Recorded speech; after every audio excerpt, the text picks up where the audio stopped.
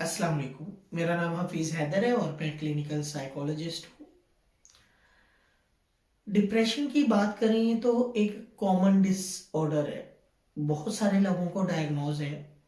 इसकी जो सिम्टम्स होती हैं बेसिकली कुछ इस तरह की कॉमन सिम्टम है जो हर दूसरे, पांचवें और 10वें जो है शख्स के अंदर मौजूद होती हैं। अब इसकी जो है डिफरेंट कैटेगरीज होती हैं, क्लासेस होती हैं, जिसमें जो है डिप्रेशन को लेबल किया जाता है कि ये जो है माइल्ड लेवल का है, ये जो है मॉडरेट लेवल का है, ये सीवियर लेवल का है, ये क्रॉनिक लेवल का है। और उसी के बिहाफ पे जो है इसका ट्रीटमेंट शुरू होता है। माइल्ड और मॉडरेट लेवल का जब डिप्रेशन होता है तो लोग साइकेट्रिस्ट और साइकोलॉजिस्ट के पास विजिट नहीं करते। वो खुद से डील करने की कोशिश करते हैं, चीज़ों को जो है चैलेंज करते हैं, उसका मुकाबला करने की कोशिश करते हैं। और जब वो चीज़ें मुकाबला उसका जो है नहीं कर पाते या उन चीज़ों से निकल नहीं पाते, उन मसलों से निकल नहीं पाते, फिर वो डिप्रेशन की स्टेज चेंज हो जाती है। वो मॉडरेट से जो है सीवियर में चला जाता है या सीवियर से क्रॉनिक में चला जाता है। और फिर वो फील करते हैं कि यस, अब मुझे जो है किसी साइकेट्रिस्ट, किसी साइकोलॉजिस्ट के पास जाना चाहिए। माइल्ड और मॉडरेट लेवल का जब डिप्रेशन होता है तो बहुत कम लोग जो है डायरेक्टली साइकेट्रिस्ट और साइकोलॉजिस्ट के पास विजिट करते हैं। वो क्या करते हैं, वो खुद से चीज़ों को डील करने की कोशिश करते हैं, खुद से उस चीज़ को जो है चैलेंज करने की कोशिश करते हैं, मुकाबला करने की कोशिश करते हैं, लेकिन फेल हो जाते हैं, कर नहीं पाते। वो अपनी डेली रूटीन को मेंटेन नहीं कर पाते। वो अपने जो है पर्सनल, सोशल, ऑक्यूपेशनल, एजुकेशनल जो है जो मसाइल होते हैं उनको उनको टैकल नहीं कर पाते। और वो मसले इस कदर बढ़ जाते हैं कि उनके अंदर जो है सेल्फ क्रिटिसिज्म आ जाता है, लैक ऑफ कॉन्फिडेंस आ जाता है। इसके अलावा जो है उनकी सेल्फ स्टीम टोटली लो हो जाती है, हाइजीन्स मेंटेन नहीं कर पाते। और इसके अलावा जो है अपनी सेल्फ केयर के ऊपर भी फोकस नहीं कर पाते। इवन के कुछ इस तरह के भी लोग होते हैं जिनको सुसाइडियल थॉट्स आना शुरू हो जाते हैं। और कुछ इस तरह के भी होते हैं कि वो अटेम्प्ट्स करने की जो है कोशिश करते हैं, कि जहन में ख्याल है कि बस और वो काम कर लो। तो डिफरेंट कैटेगरीज के लोग मौजूद हैं। हमारे कल्चर के अंदर जो है इतनी अवेयरनेस नहीं है कि अगर कोई शख्स किसी मसाइल को जो है वो फेस कर रहा है तो वो उनके मसाइल के हल के लिए किसी स्पेसिफिक पर्सन के लिए या एक्सपर्ट के पास वो जाए। वो समझता है कि मैं जो हूं इन चीजों को बखूबी जो है डील कर सकता हूं, चैलेंज कर सकता हूं, और मेरे लिए ये आसान सी बात है। तो याद रखें, वो जो आसान सी बात का एक टाइटल और लेबल जो है वो लगा लेते हैं ना कि यस मैं कर सकता हूं, मेरे लिए कोई मुश्किल नहीं है, वही उसको जो है सफियर डिप्रेशन या जो है क्रॉनिक डिप्रेशन के अंदर लेकर जाता है। क्यों? उनसे हो ही नहीं पाता वो काम, उनसे डेली रूटीन नहीं मैनेज हो पाती, सेल्फ केयर के ऊपर वो जो है फोकस नहीं कर पाते, हाइजीन्स को मेंटेन नहीं कर पाते, अपने personal, social, occupational, educational problems को टैकल नहीं कर पाते, जिसकी वजह से self criticism, self blaming, low self esteem और जो है नेगेटिव थॉट जो है अपना घेराव जो है वो तंग करती रहती हैं, जगड़ के रख लेती हैं।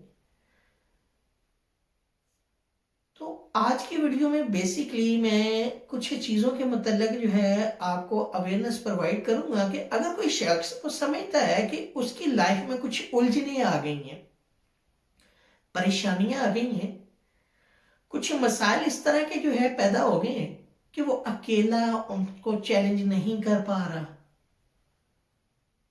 और वो उन मसाइल से निकल नहीं पा रहा, बल्कि मजीद जो है अंदर ही अंदर धंसता जा रहा है, वो जितनी जल्दी हो सकता है एक्सपर्ट के पास जाए, खुद से ट्राई ना करे, क्योंकि उसने खुद से ट्राई करनी है और वो बार बार फेल होना है। बेहतर ये कि एक्सपर्ट के पास जाए, जाकर अपने मसाइल बताए, मुझे ये मसला है, मुझे ये मसला है, ये मसला है, और बताएं कैसे निकलें, क्या किया जाए, कौन से मसाइल को फर्स्ट प्रायोरिटी पे रखा जाए और कौन से को आखिरी पे। हमारे पास जब पेशेंट आते हैं तो जरूरी नहीं है कि वो जो है माइल्ड और मॉडरेट के साथ ही हो।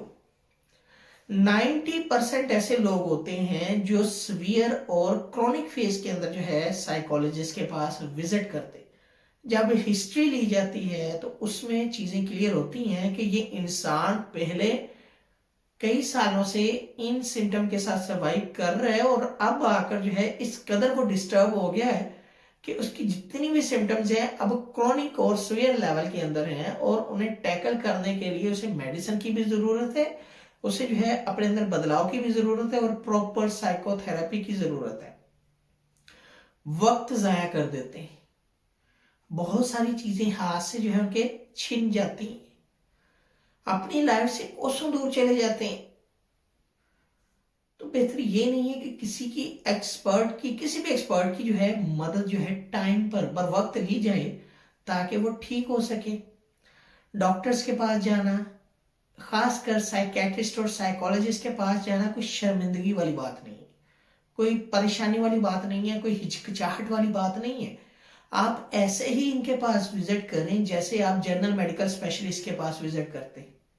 आपके ऊपर कोई टैग नहीं लगेगा कि भाई आप जहनी मरीज हैं। हमारी ये स्टिग्मा है ना कि साइकोलॉजिस्ट के पास, साइकेट्रिस्ट के पास सिर्फ वही लोग जाते हैं जो पागल होते हैं। नहीं, ऐसा नहीं है।